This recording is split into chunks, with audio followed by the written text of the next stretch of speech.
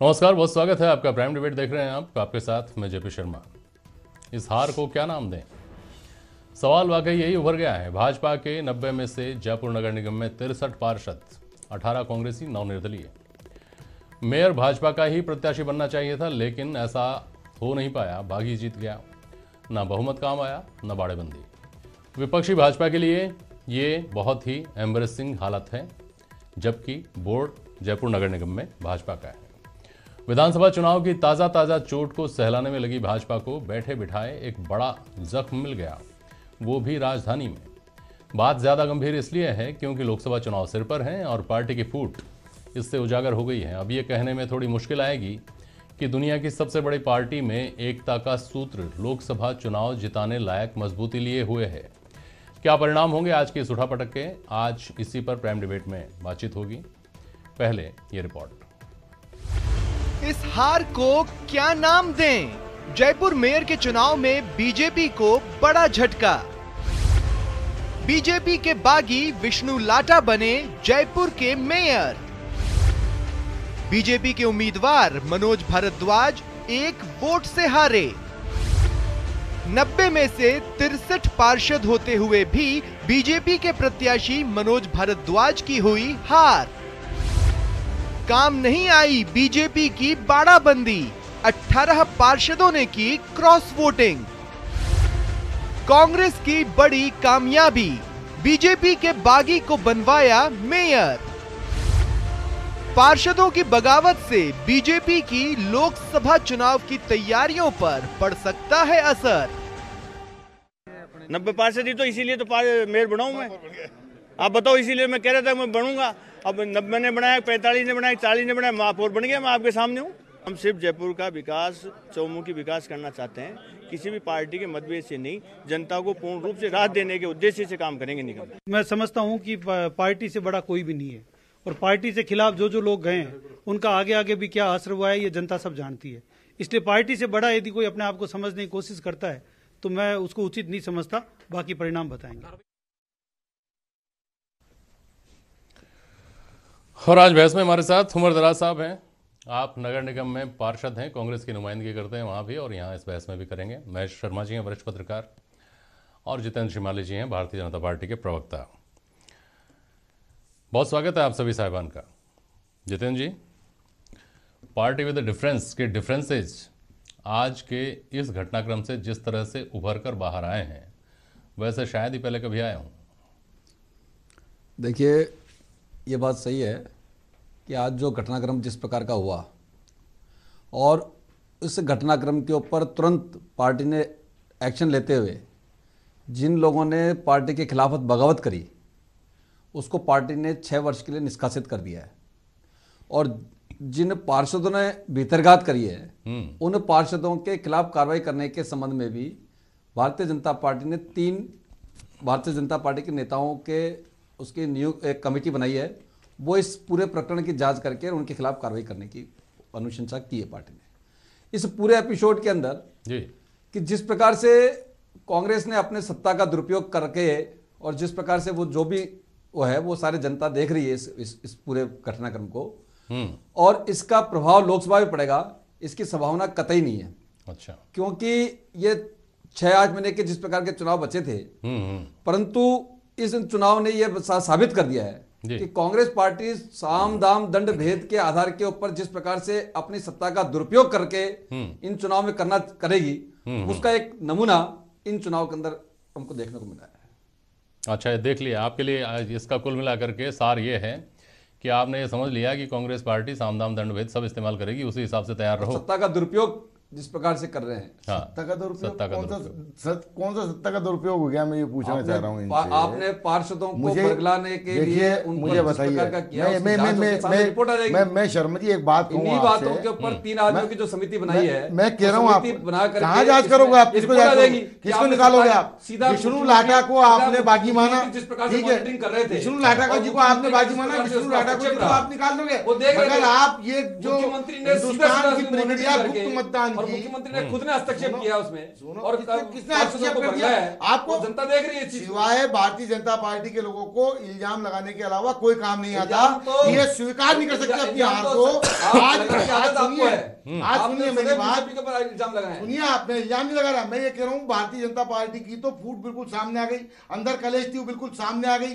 पता चल गया आपने 3 दिन बाड़ाबंदी करी। आप अगर 3 महीने भी बाड़ाबंदी करते ना तो आज ये इनका जो गुस्सा था, अंदर आक्रोश था भारतीय जनता पार्टी के पार्षदों का, जिसको आपसे बेहतर इन्होंने पहचाना, आपसे बेहतर इन्होंने पहचाना जिसको।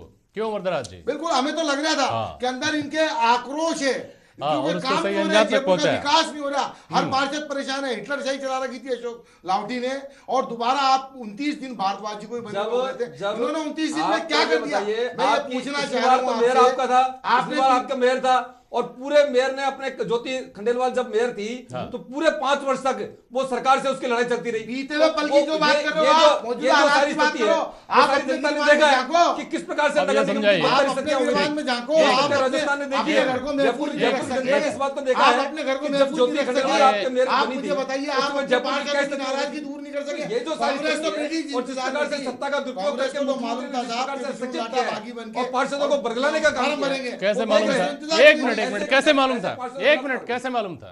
क्या आप लोगों को भरोसे में लेकर के विष्णु लाटा ने पर्चा दाखिल किया? विष्णु लाटा जी कह रहे थे, आप हम कह इस रहे बात का इंतजार कर रहे थे क्योंकि इनके यहाँ कोई एक बागी हो, 5-6 कैंडिडेट थे, कोई एक बागी हो होने को तैयार थे, 5-6 बागी होने को तैयार थे। अशोक भट्ट चाहते थे मैं चुनाव लड़ लूं, तामानी चाहते थे मैं चुनाव लड़ लूं, और सबके नाम कल सामने भी आए थे। 22 आदमियों के विष्णु लाटा जी ने कल वहां पे इनके जो जहां इन्होंने बाड़ाबंदी कर रखी थी उस जगह पे साइन कराए थे कागज के ऊपर। तो आपने सारी जानकारी है, एक मिनट, आपको सारी जानकारी है, आपने किसके नाम पर सहमति जताई फिर? उमरदराज जिन्होंने हमने तो हमारे पे तो हमारे जयपुर शहर अध्यक्ष जो हमारे मंत्री महोदय हैं प्रताप सिंह खाचरियावास जी, उन्होंने कहा था हमें भारतीय जनता पार्टी के क्रॉस वोटिंग करनी है, हम इंतजार करेंगे कि फार्म कौन कौन भरता है। अगर ये 3-4 भरते तो कांग्रेस भी फार्म भरती और कांग्रेस जीत के आती। और आज हमने परिणाम बता दिया कि भारतीय जनता पार्टी को हराने के लिए हमने विष्णु लाटा को जिता दिया और भारतीय जनता पार्टी को नकार दिया लोगों ने, इनके खुद के पार्षदों ने नकार दिया। कांग्रेस तो नकारेगी। तो कांग्रेस के पास तो महेश शर्मा जी, कल इसी बहस में आप भी थे, मैं भी था, और भाजपा के जो प्रवक्ता थे वो कह रहे थे बाड़ेबंदी के सवाल पर कि नहीं, कोई बाड़ेबंदी नहीं है, वहां पर लोकसभा चुनाव के मद्देनजर जरूरी प्रशिक्षण दिया जा रहा है।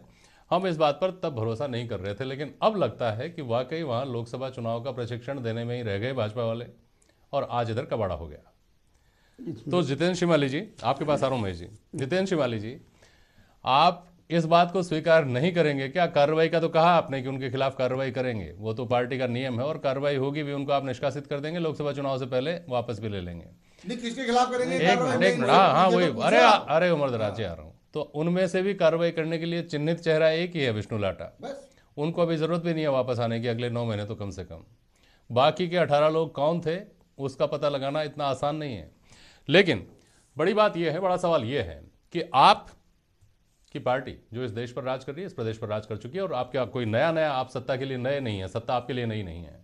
क्या एक बड़ी रणनीतिक विफलता नहीं है कि जयपुर बोर्ड, राजधानी का जो बोर्ड है, राजधानी का जो मेयर का पद है, वो आपके हाथ से कोई चुरा करके ले जाए? देखिए, रणनीतिक विफलता की कोई बात नहीं है, और जो प्रशिक्षण वाली बात कही है मैं उस पर बता दूं कि पहली बात तो उमरदराज जी अपने मुंह से खुद ये बात कह रहे हैं, खुद स्वीकार कर रहे हैं कि आपने बाड़ेबंदी के अंदर एक व्यक्ति से साइन कराए थे, 4 व्यक्ति वहां मेयर बनना चाह रहे थे। ये बात कर रहे हैं, बाड़ेबंदी के अंदर क्या चल रहा है ये हमको नहीं पता, ये हमको नहीं पता। उम्मीदराज जी को बात है, मुझे तो भास्कर अखबार में साफ लिखा हुआ है, और आपने ये कहा उसके अंदर गहलोत साहब का जिस प्रकार से हस्तक्षेप था, क्या हमारे सीएम एक मामूली काम बड़े शर्म की बात है। आपके यहाँ के लोग देख लिए, अशोक लाहौटी आ गए, मोहनलाल गुप्ता वहां आ गए, अरुण चतुर्वेदी वहां आ गए, तुम्हारे वहां भारतीय जनता पार्टी के धुरंधर निगम में आके बैठ गए। भारतीय जनता पार्टी नहीं बचा सका तो उपयोग कर सकते हैं, इसकी अपेक्षा बीजेपी ने नहीं करी थी। एक मिनट, जो अब ये बात समझ में आ गई है। शिमाली जी ये कह रहे हैं उमरदराज साहब कि भाजपा के सभी पार्षद एकजुट थे, आपकी पार्टी ने उसमें घुसपैठ करके, उसमें से कुछ लोगों को बरगला करके, कुछ लोगों के अंदर महत्वाकांक्षा जगा करके, और ऐसी स्थितियां पैदा कर दी कि विद्रोह हो जाए, उसमें से एक आदमी की पीठ पे हाथ रख दिया और उसको मेयर बनवा करके ये संदेश देने में आप कामयाब रहे कि भाजपा में बगावत हो सकती है, फूट हो सकती है, ताकि लोकसभा चुनाव में आपको फायदा मिले। अब आप जवाब दीजिए श्रीमाली जी, और हम सुन रहे हैं। उमर दराज जी बोलिए। देखिए कई चल रही थी बराबर से, पार्षद सारे परेशान थे, पार्षद बिल्कुल भारतीय जनता पार्टी के आधे से ज्यादा परेशान थे और उसका सबूत उन्होंने दे दिया कि 18 पार्षदों ने क्रॉस वोटिंग करी। हिटलर शाही के आरोप तो आपका जब बोर्ड था तब भी लगे थे, आपकी जब मेयर थी तब भी लगे थे। नहीं साहब, हमारी मेयर पे कोई हिटलर शाही के आरोप नहीं थे, विकास का काम हुआ था उस वक्त। आप उठा करके देख लो रिकॉर्ड, स्वच्छ भारत अभियान के अंदर 7वें नंबर पर जयपुर आया था। आज इन्होंने कितने नंबर पे ले आके रख दिया? 3 कड़ियों में भी नहीं आया जयपुर शहर, इन्होंने ये हालत करके रख दिया। ये पहला बोर्ड है मैं ऐसा देख रहा हूं जिसमें 3 मेयर चेंज हो गए। इनको खुद को भरोसा नहीं है, भारतीय जनता पार्टी को खुद को भरोसा नहीं है अपने मेयरों के ऊपर कि कौन विकास कराएगा। इनको तो ये लग रहा है सब विनाश की ओर लेके जा रहे हैं इनको, जयपुर को, और ये दिख गया सामने। और आज इनके भारतीय जनता पार्टी के खुद पार्षदों ने इस बात को बचा। देख लो आप वहां अशोक लाहौटी वहां आ गए, अरुण चतुर्वेदी वहां आ गए, मोहनलाल गुप्ता वहां आ गए, कालीचरण जी भी आने वाले थे मगर किसी वजह से हो सकता है वो रुक गए हो। ये जयपुर शहर के इतने बड़े बड़े धुरंधर आके अपनी शाख भारतीय जनता पार्टी की नहीं बचा सके, अपने पार्षदों नहीं रोक सके, अपने घर की कलेश को नहीं रोक सके। ये तो फिर मुझे बताइए, विष्णु लाटा एक बागी बनकर के जो महापौर का चुनाव लड़ा है और उन्होंने साबित कर दिया कि भारतीय जनता पार्टी के खिलाफ थे, और पार्षदों ने भी साबित कर दिया जो 18 क्रॉस वोटिंग करी है कि उन्हें भारतीय जनता पार्टी को उन्होंने नकारा है। बिल्कुल खुले लफ्जों में जयपुर की जनता ने देखा है। और ये जो गुप्त मतदान हुआ है ना साहब, ये गुप्त मतदान हमारा अधिकार है हिंदुस्तान के अंदर, हमारा अधिकार है और उसका फायदा मिला है, आप खत्म करने जा फायदा रहे मिला हैं, है। आप इस अधिकार का खात्मा करने जा रहे हैं। आप अब डायरेक्ट मेयर बनाएंगे तो आपको आगे ये मौका थोड़ी मिलेगा कि आप मेयर को कह सकेंगे जनता चुनेगी, हम खात्मा थोड़ी कर रहे हैं। तो जनता ने तो 63 आदमी इनके चुने हैं ना, लेकिन इनकी तो रणनीतिक विफलता है। और महेश शर्मा जी, ये तोहमत तो भाजपा को झेलनी पड़ेगी कि आप सरकार से क्या गए, आपके सारे धुरंधरों ने जोर लगा लिया, जैसा ये कह रहे हैं। पता नहीं लगाया था वास्तव में या नहीं लगाया था, या किस दिशा में लगाया था, किसने, ये कहना मुश्किल है।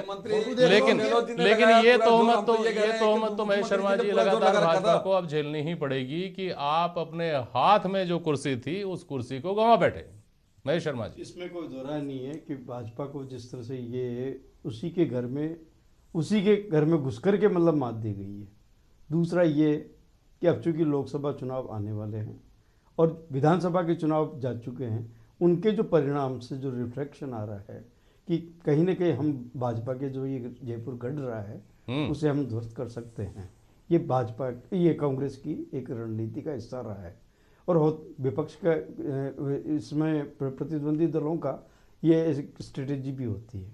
लेकिन ये जो गया है, इस तरह का मैसेज जो गया है, जो अनुशासित, एकताबद्ध, एक मुखी पार्टी होने का जो दावा करने वाली जो पार्टी है, उसको अपने गिरेबान में झांकने का ये मौका मिला है कि क्या हमारी ही थाली में कोई दूसरा आदमी हस्तक्षेप करके उसको अपना ही क्या पकवानों को उड़ा के दूसरा ले जाए और स्वाद चखे।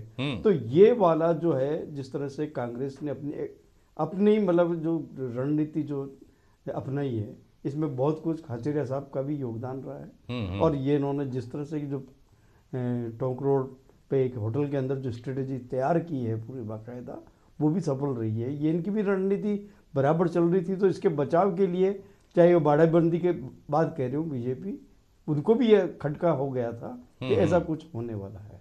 और ये भी बात सही है कि अशोक लाहौटी को लेकर, जैसे कि अपने उमर दरार जी भी बता रहे थे, और ये भाजपा के भी जो पार्षद है वो असंतुष्ट भी थे क्योंकि उन्होंने कुछ अरसे तक तो पद ही नहीं छोड़ा विधायक होने के बाद में। तो कई चीजें ऐसी थी कि एक गुट विशेष के जो है लॉबी, उसके विरुद्ध क्या था, आवाज भीतर ही भीतर खदबदाहट हो रही थी। इस खदबदाहट का फायदा कांग्रेस ने लिया और ये आने वाले जो लोकसभा चुनाव में इसका कहीं ना कहीं इसका असर आ सकता है, संकेत भी हो सकता है अगर भाजपा समय पर नहीं संभली तो। ठीक बात है। और शिमाली साहब, ये कहकर आप कैसे बच सकते हैं कि फला स्तर पर इसमें सारे मामले में खास दिलचस्पी ली गई, फला स्तर पर दिलचस्पी ली गई, इसलिए ऐसा हो गया? कुछ भी हो जाए, आपकी पार्टी के पार्षद थे ना, उनका पहला कर्तव्य तो आपकी पार्टी की इज्जत बचाए रखना था। आपने लोकसभा चुनाव में नारा दिया था कि सबको छोड़ दो, किसी चेहरे पर ध्यान मत दो, कमल के फूल पर ध्यान दो। कमल के फूल के नाम पर चुनाव लड़ रहे हैं। उनका सिंबल क्या था? कमल का फूल ही था ना सर। तो अगर आपकी पार्टी में डिफरेंसेस नहीं होते, व्यक्तिगत महत्वाकांक्षाएं हावी नहीं होती, अपने अपने स्वार्थ के लिए पार्टी को दांव पर लगा देने की बात नहीं आ गई होती तो आपको आज यहां बैठकर ये जवाब थोड़ी देना होता। देखिए, मैं सबसे पहले तो बता दूं कि भारतीय जनता पार्टी की अपने आप में अंदर एक अलग विशेषता है। हाँ। कि भारतीय जनता पार्टी से अलग होकर के जिस व्यक्ति ने राजनीतिक जीवन जीने की आकांक्षा बनाई है, हाँ। वो व्यक्ति या तो समाप्त हुआ है या कुछ समय बाद में परेशान होकर के वापस उसको पार्टी के अंदर शामिल होना पड़ा है। बहुत कष्ट, मतलब बहुत परेशान होने के बाद में, बहुत पीछे होने के बाद में। अच्छा। और जितना इतिहास में अगर हम देखें तो बलराज मधोक जी से लेकर के और घनश्याम जी तिवारी तक का अपन इतिहास देखते हैं तो कोई भी व्यक्ति भारतीय जनता पार्टी से बगावत करके सक्सेस नहीं हुआ है राजनीति के अंदर। परंतु कांग्रेस के अंदर ये और कांग्रेस की एक रहती है कि जो व्यक्ति कांग्रेस के खिलाफ लड़े हैं और कांग्रेस से निकल के गए हैं, उन लोगों ने कांग्रेस से ज्यादा बढ़ करके और अपनी महत्वाकांक्षाओं को पूर्ति किया है। इसे पूरा कांग्रेस का इतिहास अगर देख लें, और आज अनेकानेक ऐसे बड़े नेता हैं जो राहुल गांधी जी से काफी बड़े नेता हैं, वो व्यक्ति सबके सब कभी ना कभी कांग्रेस से पार्टी से अलग होकर के और अपना उन्होंने राजनीतिक वजूद बनाया है। और भारतीय जनता पार्टी के अंदर क्योंकि कार्यकर्ता में पार्टी है, कैडर में पार्टी है, इसलिए इस बात को ध्यान में रखते हैं। कार्यकर्ता में आज कार्यकर्ता जिस बदलाव करिए वह कार्यकर्ता राजनीतिक क्षेत्र के अंदर ना जनता उनको स्वीकार करती है, ये ना कार्यकर्ता उनको स्वीकार करती है। 3 एमएलए उमरदराज जी सुनिए, अरे उमरदराज जी सुनिए, तो अगर इस सुनो ना मित्र, अगर इस बात को मान भी लें, आप जो तथ्य दे रहे हैं उसको मान भी लें, इसके राष्ट्रीय स्तर पर आप इसके उदाहरण भी दे सकते हैं, मैं मान लेता हूं, लेकिन इस तथ्य से क्या फर्क पड़ता है? यहां सवाल आता है तो अगर भाजपा से निकलने वाले की दुर्गति हो जाती है तो नहीं तो आज की हार से आज भी स्वीकार नहीं करती है, ऐसे जो ये संतोष ले सकते हैं आप मन में श्रीमाली जी, स्वीकार नहीं करती है। हार के बाद ये संतोष लेने के लिए बहुत बढ़िया बात है। हम ये संतोष, आप ये संतोष ले सकते हैं कि चलिए जो बाहर गया वो बर्बाद हो जाएगा, वो बर्बाद हो जाएगा, ये सोच करके थोड़ी बैठ सकते हैं आप। पता नहीं होगा कि नहीं होगा, हो भी जाएगा तो आपको क्या मिला? आपका तो नुकसान जो होना था वो हो गया ना। और इसीलिए भारतीय जनता पार्टी में ऐसे बहुत कम उदाहरण देखने को मिलते हैं जब भारतीय जनता पार्टी का कोई कार्यकर्ता बगावत करता है। कांग्रेस के अंदर तो हम आए दिन देख रहे हैं, आज तो भारतीय जनता पार्टी के 5 साल बगावत करके जयपुर का मैंने बता दिया, आप अभी कुछ समय देखिए, संविधान के अभी बहुत सारी सरकारें और बहुत सारे बोर्ड हैं, भारतीय जनता पार्टी को हटाने का तो हटा दो, इसलिए आपको इसलिए बहुत ज्यादा आज बीजेपी नहीं है, हटाने भारतीय जनता पार्टी बगावत करके राज्यों का मेयर बने, एमएलए बगावत करेंगे, वो स्थिति अपने सामने आएगी। आप क्या कर्नाटक के अंदर देखिए कि कर्नाटक के अंदर किस प्रकार से आपके एमएलए भग रहे हैं, किस प्रकार से एक दूसरे की हत्या तक हो रही है, ये सारी स्थितियां देख रहे हैं। इसलिए आपको बहुत ज्यादा वो करने की जरूरत नहीं है। कर्नाटक आपके सामने उदाहरण बात करो, जयपुर की कर्नाटक उदाहरण, जयपुर की बात कर रहा हूं, सारी जनता देखती है इन बातों को, और जो पार्टी के खिलाफ बगावत करता है उनको तुम्हारा जरा बचाने की बात नहीं करती है। ये हमने अपने घर को बचाने की बात करो, देख लिया कि जिनकी जमानत तक जब्त हो गई थी, तुम्हारा सामने उसकी बात करो, तुम दूसरों पे तहमत लगाने से बेहतर है अपने घर को बचाओ। क्या करेंगे? आज उमरदराज जी का दिन है असल में, जी बहुत कुछ कहने की स्थिति में नहीं है, तो बजरंग बली का है। लेकिन उमरदराज जी अब एक बात बताता हूँ आपको, बहुत बताइए। बजरंग बली का 4:30 बजे तक अब तो हमारा आपको राम जी याद आएंगे, बजरंग बली भी याद आएंगे। अब आप रुक जाइए, आपके नेता भगवा कपड़े बजरंग जी जो बॉम्बे गए थे, जो पार्षद बजरंग थे, अच्छा, जो एक वोट बाकी था, 4:29 में उन्होंने वोट डाला, उसके बाद काउंटिंग चालू हुई, 45 वोट मिले इनको, 44 मिले भारद्वाज जी को, एक वोट खाली गया, किसने डाला पता नहीं। इसका मतलब ये हुआ कि आखिरी वोट बजरंग ने डाला, मंगल का दिन था और बजरंग बली का काम, आशीर्वाद काम आ गया। याद आएंगे आपको, आप कहां से बचेगी भारतीय जनता पार्टी? याद आएंगे आपको, आप कहां से बचेगी? क्योंकि आपको वोट लेने, और अभी तो इनको एक झटका और देना पड़ेगा कि जितनी समितियां बनी हुई है नगर निगम के अंदर वो सब खत्म, भंग। अब क्या करोगे, किसको बनाओगे समिति? समिति तो जो अच्छा उमरदराज जी, ये जो डिफरेंसेस की बात आती है, कल भी इसी के ऊपर बहस थी और कल भी हमने बात की थी। ऐसा नहीं है कि इधर ही है, आपके यहाँ भी है, और आपके यहाँ अभी जो समीक्षा बैठक हुई थी ना, उसका ताज़ा उदाहरण कल भी दिया था मैंने, जवाब नहीं था, आज हो तो आप दे दीजिए। आपके विधायक जो चुनकर आए हैं वो कह रहे हैं कि हमको हराने के लिए कोई कसर नहीं छोड़ी थी हमारे ही लोगों ने, उनका भी कुछ करेंगे। राजकुमार जी ने मीटिंग दे दिया ना, ऐलान कर दिया, हमारे सीएम साहब ने कर दिया, 6 साल के लिए निष्कासित कर। अरे वो तो इन्होंने भी कर दिया, इन्होंने शुरुआत ही निष्कासन से ही की थी, उससे क्या फर्क पड़ता है? निष्कासन कर दोगे उससे क्या हो जाएगा? निष्कासन कर दिया हमने, जो बितरघात कर रहे हैं, अच्छा वो दो तो चिन्हित हो गए, वो तो ऊपर आ गए, सतह पर आ गए, दिख गए, बाकी बहुत सारे पीड़ा लेकर बैठे हैं जो जब कैमरा बंद हो जाता है तब बोलते हैं, उसका क्या होगा? जो हमारे सीएम साहब ने जो डिसीजन लिया है वो बिल्कुल पक्का लिया। उन्होंने कह दिया कि जिन्होंने पार्टी से बगावत करी है, जो पार्टी के खिलाफ गए हैं, जिन्होंने पार्टी के खिलाफ चुनाव लड़े हैं या जिन्होंने कैंडिडेटों को हरवाने का काम किया, उनको 6 साल के लिए निष्कासित कर देंगे। कर रहे हैं, बिल्कुल कर दिया।